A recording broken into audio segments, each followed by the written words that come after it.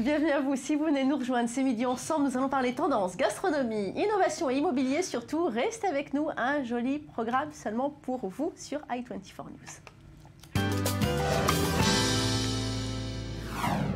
Et on commence avec Julie Eltès pour les nouvelles tendances.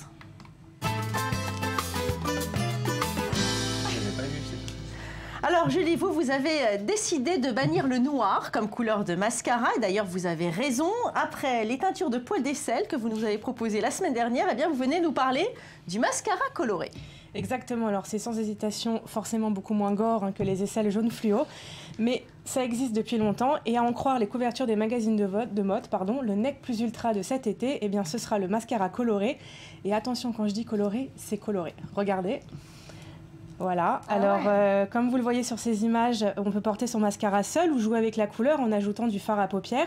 On peut aussi l'accorder avec sa manucure ou ses aisselles, pour celles qui ont cédé à la tentation, ou bien même encore ajouter des paillettes pour un look plus dramatique. Bref, cet été, pour être à la pointe, il faut avoir le regard haut en couleur. Qu'est-ce que vous en pensez? Écoutez, moi je pense que c'est très sympa parce que d'abord ça existait déjà, mais là c'est vraiment un retour de cette mode. Mais est-ce que vous pensez vraiment que se maquiller comme ça tous les jours c'est possible? On voit bien ça sur les podiums, mais au quotidien c'est compliqué quand même. Alors, en vérité, cette mode, c'est comme toutes les autres, il ne faut pas en abuser. Mais c'est vrai qu'avec l'arrivée des beaux jours, on a plutôt tendance à vouloir bannir le noir et finalement avoir envie de toutes ces couleurs. On ose déjà se le mettre sur les manucures. Vrai, on adore se mettre des couleurs fluo dès qu'on est un petit peu bronzé, dès que les beaux jours arrivent.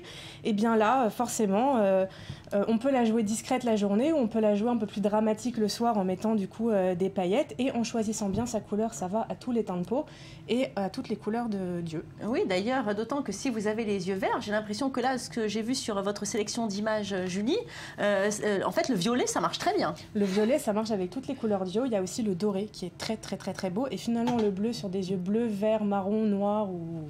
Ça fait ressortir l'intensité du regard. Le rose est très très beau aussi. Oui. Alors, on peut même la jouer en bicouleur, c'est très sympa. Moi, qu'est-ce que je vais choisir pour la Gay Pride? Voilà, exactement, ça tombe à pic. Voilà une bonne idée. Dernière recommandation, Julie? Alors, une dernière recommandation, ça serait un site que j'ai dégoté pour vous qui s'appelle leséclaireuses.com. Alors, pourquoi ce site et pas un autre? Eh bien, parce que non seulement il vous explique comment bien se maquiller, mais en plus, vous pouvez acheter directement le mascara sur leur site.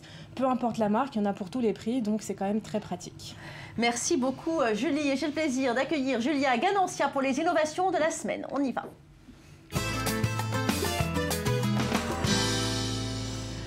Alors, vous êtes notre spécialiste innovation, Julia, toujours au courant des dernières nouveautés et découvertes dans les startups nations. Aujourd'hui, vous venez nous parler des innovations de demain, celles dont on pourra peut-être plus se passer. Et on commence avec un style intelligent. Julia, bonjour. Un stylo intelligent. Un stylo intelligent. Exactement. Alors, bon, vous êtes tous addicts à votre téléphone, évidemment, comme toute personne qui se respecte. Eh bien, le stylo que je vous propose, qui va bientôt être disponible, c'est un stylo qui retranscrit tout sur votre appareil mobile. En fait, on se garde le téléphone sur... Aujourd'hui, qu'est-ce qu'on fait finalement? Quand on a besoin de prendre un numéro, noter une adresse, tout de suite, on prend son téléphone. Eh bien moi, ce que je vous propose, c'est d'avoir un stylo et d'écrire n'importe où, sur un bout de nappe, sur un bout de table, sauf qu'attention, l'information n'est pas écrite, en fait, c'est du transparent.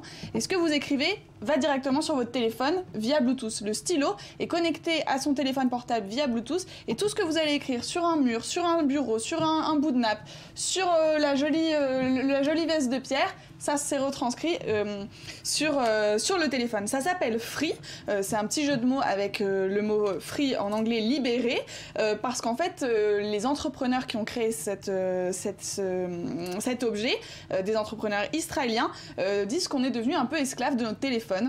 Et donc nous propose de devenir addict à ce petit stylo. Voilà, donc n'imaginez pas que les cafés vont être désormais tachés de graffiti. Non, non, c'est transparent. Tu réponds au téléphone, Il répond au téléphone avec le stylo, c'est exceptionnel. Le téléphone, c'est comme on le voit exactement à l'écran, on peut sur ce stylo recevoir des messages et des appels. Et si tu mets le téléphone dans la bouche, tu as la température? La température, c'est ça. Non, mais je propose de rentrer en contact avec cette start-up pour peut-être leur suggérer. Vous avez une bonne idée, Pierre. Alors, la start-up s'appelle OTM Technologies. Voilà. Et c'est pour quand ce ce stylo alors?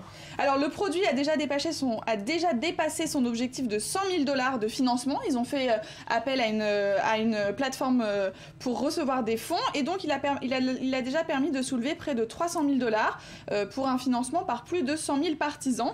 Alors c'est plus disponible en prévente, mais le stylo est déjà actuellement vendu pour 189 $. Pardon.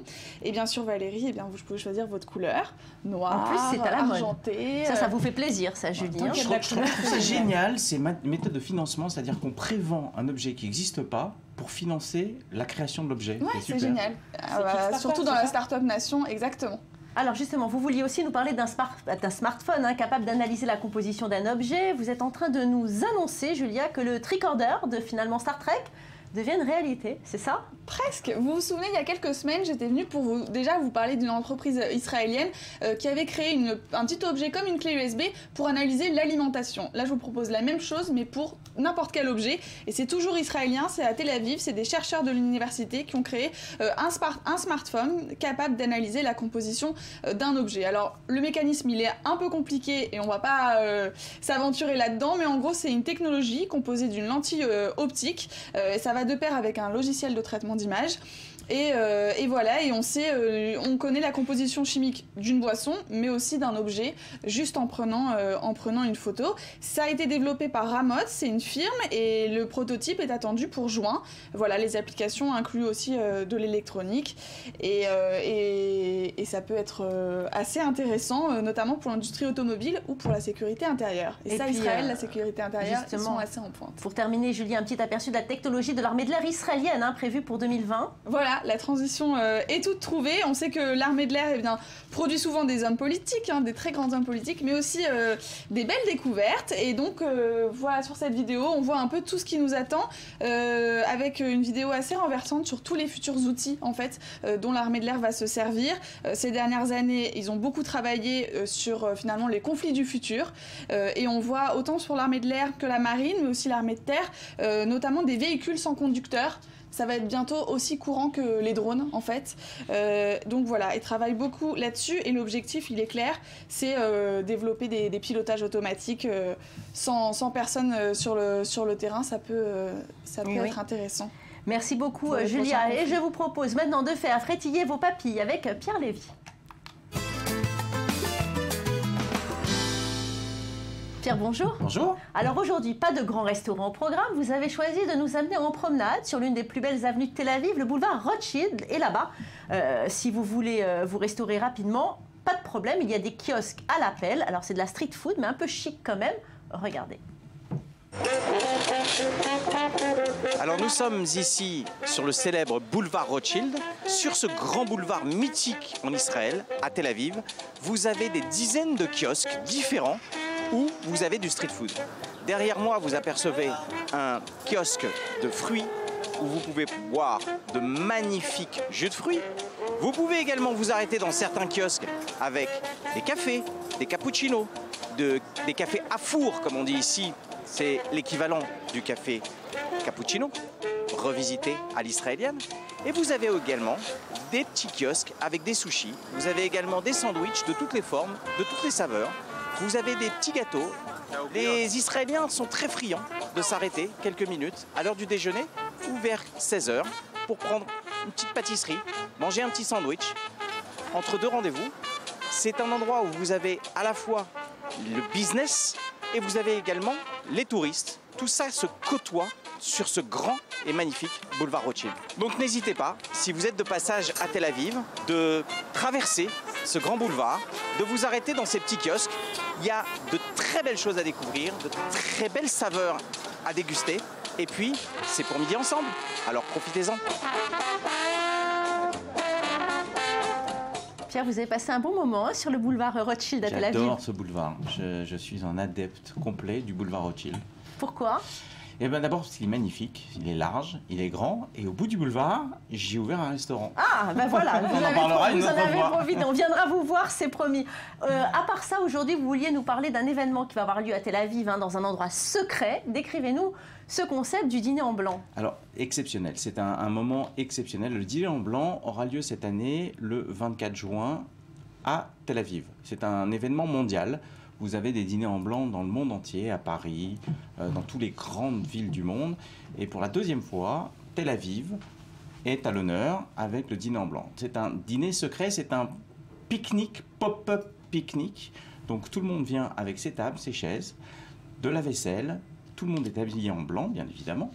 Et vous venez entre amis. C'est une organisation très pyramidale parce que personne ne sait où ça va se passer. On sait quand ça se passe, on sait à quelle heure ça se passe. Mais jusqu'à Donc, quand, justement? On a des points de rendez-vous, c'est-à-dire qu'à 19h30, on va vous donner un point de rendez-vous quelque part en ville. Vous allez vous y rendre avec vos amis. Et on a comme ça une dizaine de points de rendez-vous dans la ville. Et le top départ est à 19h30, 19h45, où tout le monde va recevoir un SMS en vous disant où est l'endroit et où est le point de rendez-vous. C'est un endroit, c'est magique comme soirée. Je vous conseille. Mais vous n'avez pas d'infos à nous donner, puisque vous êtes l'un des organisateurs, quand même un petit scoop pour Midi Ensemble. Aujourd'hui, il y a 2 personnes qui sont au courant de là où ça va se passer. Et vous faites partie des 2 le maire de la ville. Vous venez de nous dire que vous avez ouvert un restaurant sur Rothschild quand même. Pierre, donnez-nous des indications. On n'est pas traversé toute la ville avec notre technique quand même. Et notre table. Personne ne saura où ça se passe. C'est un secret. Et c'est tout l'intérêt du dîner en blanc. Certains disent que c'est un secret gardé comme une organisation qui est aussi forte que le Mossad. Ah, voilà. une porte de château, une porte on ne dira blindée. rien. Bon, L'année alors, dernière, donc, c'était sur Abima, vous le voyez Ouais. sur les images. Ouais. C'était juste un moment donné et un moment exceptionnel. Et je dois vous dire que je suis très fier, après seulement 1 an et demi d'Alia, d'avoir apporté ce dîner en blanc, d'amener ce dîner en blanc à Tel Aviv et d'avoir mis Tel Aviv au même titre que Paris, que New York, que les grandes villes du monde entier sur la scène internationale. Merci beaucoup Pierre Lévy. Et c'est maintenant le moment de parler immobilier avec Isabelle Dajou. Isabelle, bonjour. Bonjour Valérie. Aujourd'hui, vous allez nous parler de maisons insolites à travers le monde. Et je dois dire que vous nous avez quand même beaucoup surpris. Regardez les maisons qu'Isabelle a choisies aujourd'hui.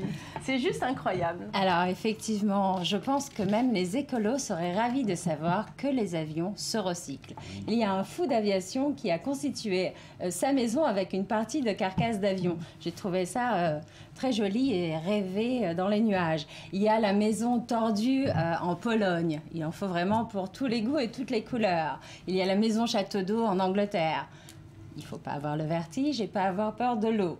Il y a ensuite la maison œuf. Ça, c'est des plus insolites. Ouais. Il faut vraiment aimer. Ça fait aussi caravane. La maison de pierre, bien plus froid, mais impressionnant, il faut le dire. La maison panier, il faut savoir que les États-Unis sont les numéros 1 du pique-nique. Ils en ont même fait une maison. On dirait un immeuble en fait. Tout à fait. La maison renversée, toujours en Pologne, entre la maison tordue et la maison renversée.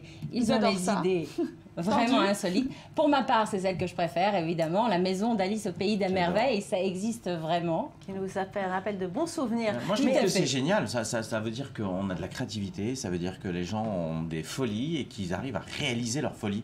Et je trouve ça super. Mais ils habitent dans ces maisons ou bien c'est des lieux de visite? Ils habitent, il y a même des maisons sur un rocher pour les Robinson Crusoe qui aiment être totalement isolés. Oui. Il y a la maison qui tourne 360 degrés. Il y a la maison Sur un écologique. arbre. Il y a des maisons vraiment pour tous les goûts et pour tout le Au monde. niveau, Et les gens, ils habitent. Architectural, ça doit être un cassement de tête, ça, à réaliser. Bah, écoutez, d'abord, ils achètent un lieu qui est insolite à la base. Donc après, ils sont à l'intérieur avec un château d'eau, donc avec de l'eau et tout ce Non, qui mais se passe. moi, je dis, c'est génial. Je rêverais d'habiter sur une maison sur l'eau. Ah oui? Ouais, Ça, une c'est vraie ça maison votre sur rêve l'eau. à vous, Pierre Lévy? Non, j'en ai plein des rêves. Et une Y a pas maison que celui-là. bouilloire. Bouilloire, non, il fait chaud. Et vous, Julia, qu'est-ce que vous en pensez? Non, moi j'aime bien, mais j'aurais peur de me lasser de ces choses-là. La Trop- petite maison dans la prairie. non Trop d'extravagance, trop de... Écoutez, il y a des maisons moulins aussi qui sont habitées et qui ont fait aussi de très beaux restaurants en France dans l'heure. Donc, T'avais les troglodytes avant. Il y a des maisons de toutes formes, de toutes possibilités de design. Et aujourd'hui, je crois que c'est vraiment. On a des je le dis encore, je me répète, la créativité humaine n'a pas de limite et je trouve ça génial. Mais justement, qui est propriétaire de ces maisons? Eh bien, des gens aussi insolites que leur maison. Il y a tout simplement, il y a des gens mais qui on ont les rêvé. voit, mais elles ont l'air d'être à la campagne, ces maisons-là. Ce serait quand même difficile Écoutez, d'avoir nous, il y une a maison aussi comme des ça à Tel immeubles Aviv. au Japon qui sont constitués de capsules, comme des Lego. Il y a des maisons Mirador, c'est un architecte en Espagne qui a fait ça. Donc il y a aussi des immeubles qui sont en pleine ville et qui sont complètement insolites. Mais Gaudi Tout à fait. des maisons insolites aussi, des cathédrales. Donc ça y est, des c'est maisons fini. Hein. Les stars hollywoodiennes et leurs maisons terminées. Ah, Maintenant, on ce est qui est à passé la à mode, c'est les rêves réalisés. Donc vous, je vous la souhaite, hein, votre maison sur l'eau. Pierre Lévy, pourquoi pas votre restaurant sur Voilà, l'eau? Un exactement, restaurant, pourquoi pas. Et puis non, on ira à la moi nage, je reviens un petit peu sur ce que Ou en disait canoë. Julia tout à l'heure avec la technologie. Moi j'ai 2 doigts, la technologie pour manger, et je sais si c'est bon ou c'est pas bon. Et ça c'est la meilleure technologie qui existe. J'ai pas besoin Alors j'ai la solution. Pour vous, ça sera une maison. Allez, en pain d'épices, ça vous convient? Non, je vais la manger, je vais manger toute la C'était journée. notre rêve à tous quand on était petits. Allez, malheureusement, c'est fini pour aujourd'hui. Merci à vous tous de nous avoir suivis. C'est un bonheur de passer ces 2 heures avec vous. Surtout, ne changez pas de chaîne. L'info, c'est maintenant. Merci à vous tous.